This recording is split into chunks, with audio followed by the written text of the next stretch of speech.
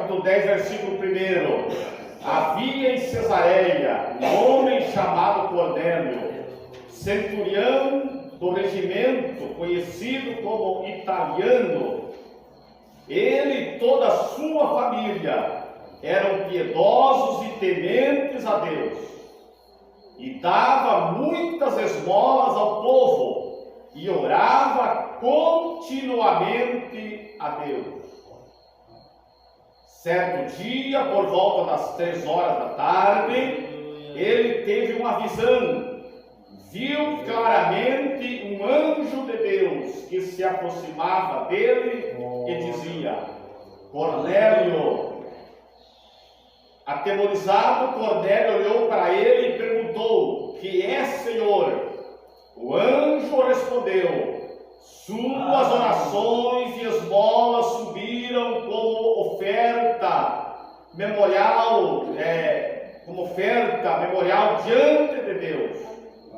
Agora manda alguns homens a Jope para trazerem um certo Simão, também conhecido como Pedro, que está hospedado na casa de Simão, o curtidor de couro, que fica perto do mar.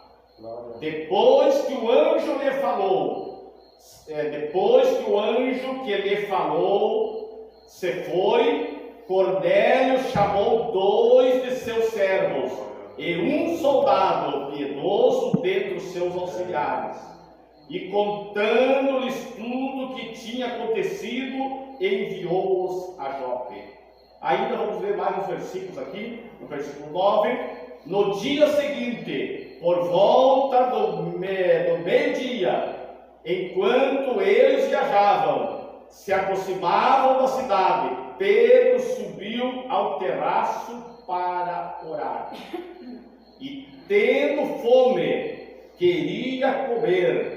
E enquanto a refeição estava sendo preparada, caiu em êxtase, viu o céu aberto e algo semelhante a um grande lençol que descia à terra, preso pelas 4 pontas, contendo toda espécie de quadrúpedes, bem como répteis da terra e aves do céu. Então a voz lhe disse: levante-se, Pedro, mata e come. Mas Pedro respondeu: de modo nenhum, Senhor, jamais comi algo imundo ou impuro. A voz lhe falou segunda vez: não chame impuro ao que Deus purificou. Isso aconteceu 3 vezes, e em seguida o lençol foi recolhido ao céu. Amém, meus irmãos? Pode estar orando a Deus. Os irmãos ficaram um tempo em pé aí, mas todo esforço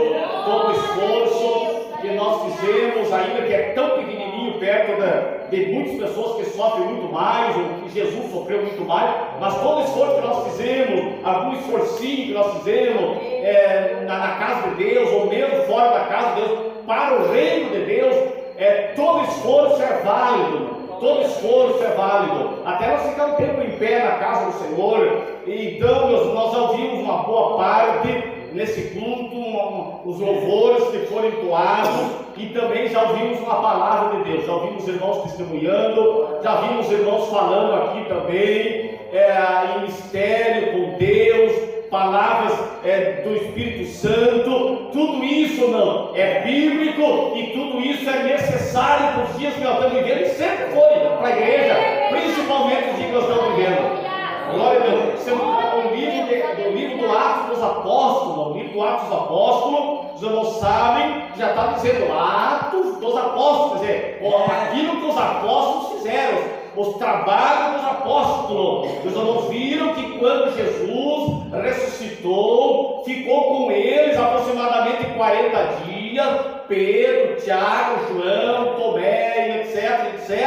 E muitas mulheres, diz a Bíblia, eles viram a Jesus ressuscitado,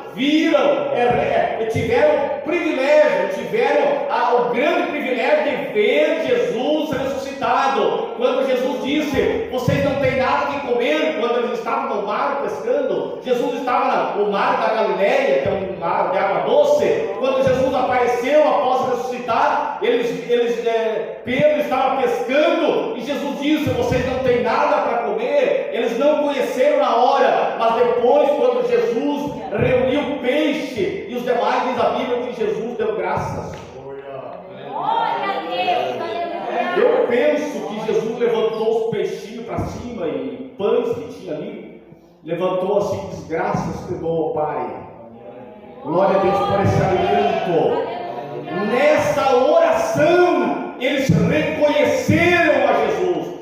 Desculpa, eles reconheceram a Jesus, porque sempre Jesus fazia isso, sempre Jesus dava graça. Agora o Espírito Santo pergunta para nós aqui nessa noite, pergunta para nós estamos dando graça pelo alimento que nós estamos nos alimentando? Porque eu digo isso, porque existem pessoas que já perderam aquele, eu nem vou dizer costume, é um costume, mas seria um mandamento, podemos dizer assim, de nós não comer antes, não se alimentar antes de dizer graças a Deus, mesmo não, porque sabe, não levanta a mão, mas fechar o nosso olho, ou às vezes não dá para fechar o olho conforme o lugar que nós estamos, mas mesmo fazer uma oração assim, a gente diz oração no Espírito. Senhor, obrigado por esse alimento. São pouquíssimas coisas, mas muito obrigado pela água, muito obrigado pelo calçado. São pouquíssimas coisas que parecem que a pessoa diz: não, mas é coisa mínima. Aleluia. Mas Jesus, meus irmãos, até por isso ele dava graça. Quando ele tinha um peixe para comer, ele dizia: graças te dou, Pai. A oração que Jesus fez com os discípulos, em João capítulo 17, esqueci o capítulo agora, ele disse: graças te dou, Pai. Em Mateus também está escrito: graças te dou, Pai, porque não revelaste essas coisas aos sábios e entendidos, quer dizer, aos heróis da época, aos comandantes da época, mas revelaste aos pequeninos. Isso é uma oração. Jesus diz: graças te dou, Pai, que não revelaste aos grandão, mas revelaste. Isso é uma oração que ele estava agradecendo, porque ele tinha companheiros ali, que eram os discípulos, a igreja em geral. E aqui, entrando para a mensagem aqui, irmão, Pedro, Tiago e outros mais, eles tiveram esse privilégio, esse prazer de reconhecer Jesus, de andar com Jesus. Depois que ressuscitou, Jesus depois foi assunto ao céu, diz a Bíblia, foi ao céu, e antes de ir ao céu ele disse, Mateus capítulo 16, versículo 15: ide por todo mundo, pregar o evangelho a toda criatura, quem crer e for batizado será salvo, quem não crer será condenado. Isso foi uma ordem de Jesus, meus irmãos. Isso não é, Jesus não diz assim: vocês vão, se porventura vocês sentirem, se vocês tiverem coragem, se você sentir de anunciar, se quiser, se você achar que dá, quiser anunciar, não, ide por todo mundo. Quer dizer, foi uma ordem, foi uma ordenança: vocês vão por todo mundo e preguem. Aí ele disse: em meu nome vocês vão repreender os demônios, em meu nome vocês vão falar novas línguas. Aqui está o assunto de Atos Apóstolos. O livro de Atos Apóstolos está cheio de versículos que fala que as pessoas falaram em outras línguas, em novas línguas, que vem da parte de Deus. E Jesus ele disse: em meu nome vocês expulsarão o demônio, curarão os enfermos, falarão em novas línguas. Isso foi um mandamento de Deus e um poder que Deus deu para a igreja. E os apóstolos da época, que eles deram continuidade, eles não esqueceram isso aí, e eles não deixaram de ensinar isso aí. Eles continuaram ensinando que Jesus salva, Jesus cura, Jesus batiza com o Espírito Santo, e também que Jesus um dia vai voltar. Essa era a mensagem de Jesus, meus irmãos.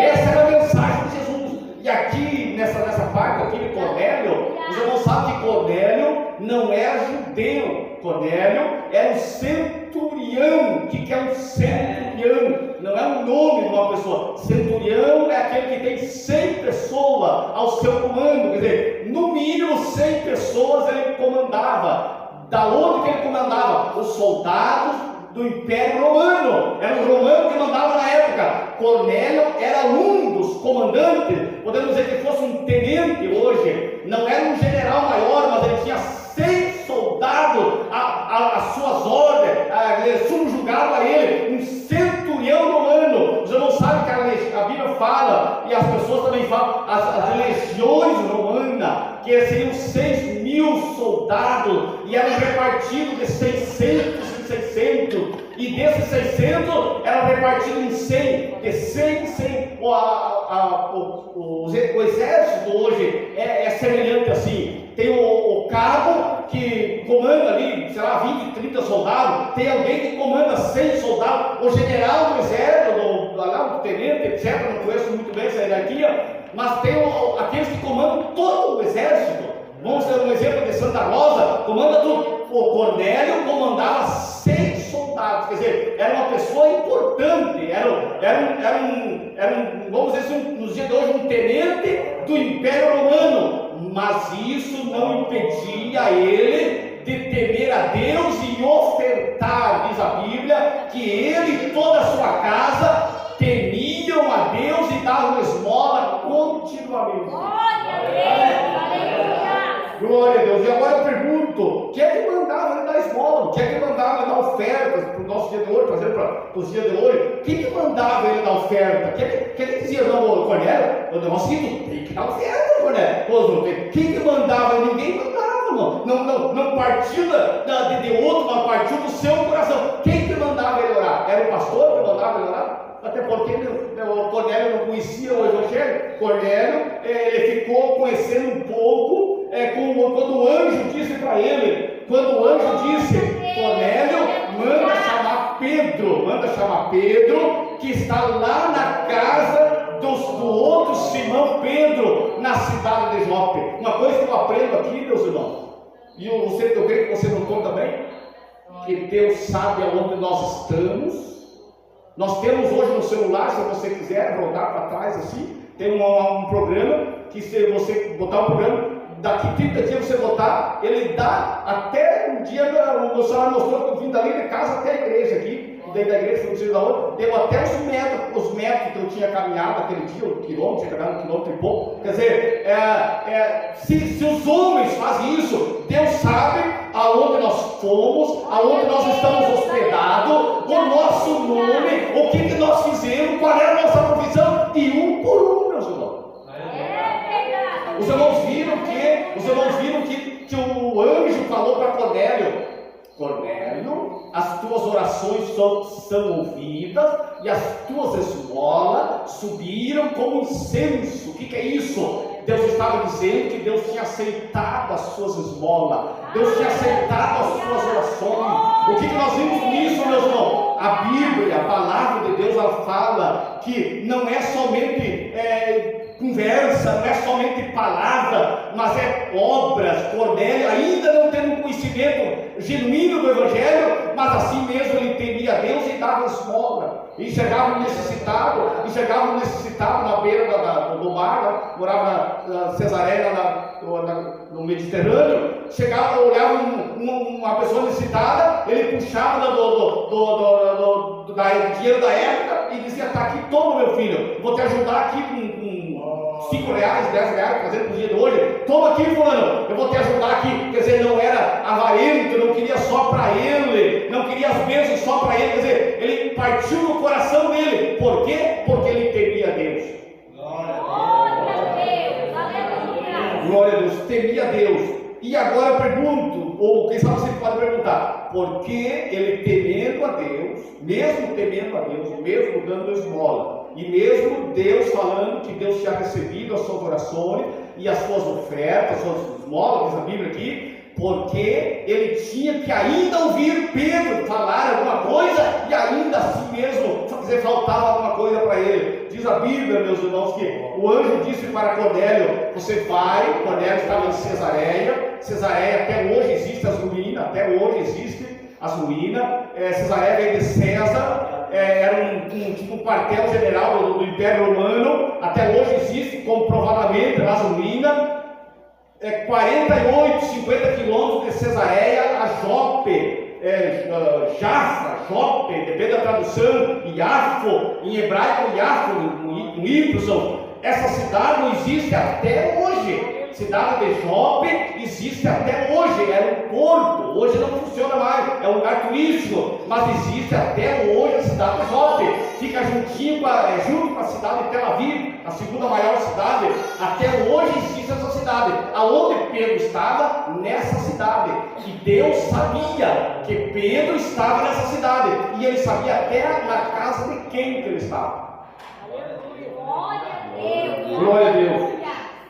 Diz a Bíblia que o anjo disse para Cornélio: vai, manda os homens chamar Pedro, que está lá na casa do Simão, e no curtidor, quer dizer, Pedro estava hospedado na casa do curtidor, e Deus sabia onde Pedro estava hospedado, senão o anjo não ia falar, e ele sabia até onde que estava hospedado, e até o nome da pessoa, aonde ele estava hospedado, e até o que ele estava fazendo. Porque é Deus, porque é Deus, dá para glorificar o Senhor Jesus. Esse é Deus que nós servimos, esse Deus que nós servimos. Diz a Bíblia, nós não ir muito longe, diz a palavra de Deus, que ele obedeceu a ordem de Deus, ele obedeceu, mandou os homens lá para Pedro, onde ele estava, lá na cidade de Jope, 48 quilômetros, mandou seus homens mandar chamar Pedro. Mas uma coisa que me chama a atenção aqui, meus irmãos, que para Deus operar, para Deus fazer alguma coisa, não que ele dependa do homem, mas ele quer usar pessoas, irmão. Ele precisa usar pessoas para levar o evangelho para outras pessoas. Você nota aqui, irmão, que o anjo mandou chamar Pedro, mas precisou Pedro vir.